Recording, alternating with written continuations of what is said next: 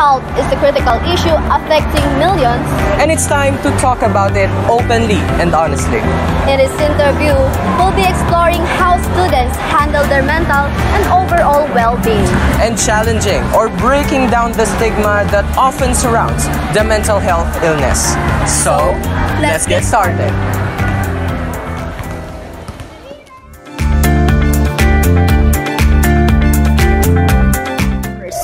Winilyn M. Lorenyo, grade 7, Maingat.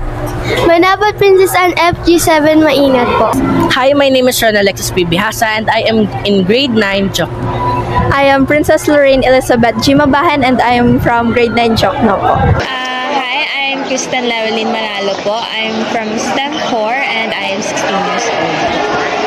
I am KM Manalo from STEM 4 and I'm 16 years old. I'm Angela Di Mayuga, UMSD. I am John Henry Anse M. De La Cion from UMSD as well.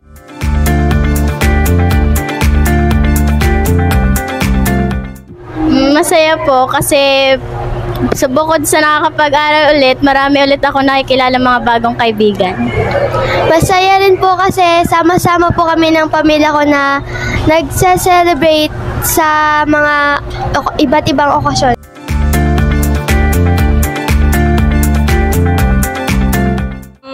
In my experience po, since papalapit na rin po ang periodical test, para pong nagbi-build up na po yung tension na parang paparating na po yung kinakatakutan ko. Ganun po.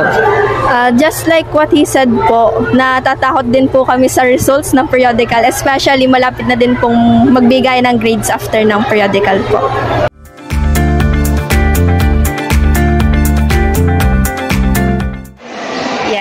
I did, and nakatulong yan sa akin sa pagmamagitan na papagaan yung aking loob kasi nga nailalabas ko lahat ng problema ko. Yes, I've talked to someone and that is sa nurse ng THK. Then kung yung nararamdaman ko, I felt safe and heard na kasi feel ko na may nakakaintindi sa akin, something like that.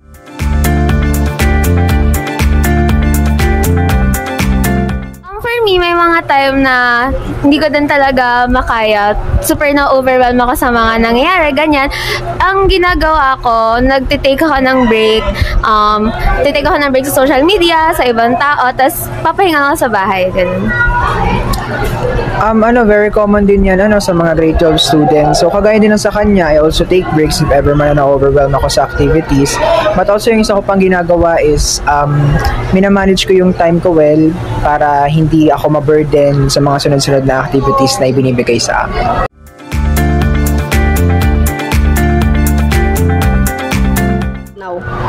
Ang masasabi ko lang sa inyo is maging irresponsable kayo sa pag-aaral nyo, enjoy nyo yung pag-aaral nyo, at sana wag yung sisirain yung mga paghihirap na magulang nyo.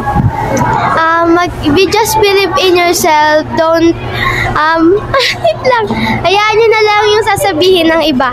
Ang akin lang pong advice ay para pong don't be afraid po to ask someone for help if you are struggling with something po. And don't give up po. Kahit bumagsak ka man po, pwede naman pong bumawi. And don't give up po. To those who are struggling with their mental health now, masasabi ko lang ay free kayo lagi magsabi sa iba para mas mapagaan naman ang loob nyo at maiwasan nyo yung mga pag-iisip na kung ano. Never, yung wag matakot na mag-reach out kasi we never know kung baka talaga kausap ang kailangan natin and yung someone na makakaintindi sa atin. So, much better or kung magre-reach out tayo sa iba na alam natin na makakatulong talaga sa atin.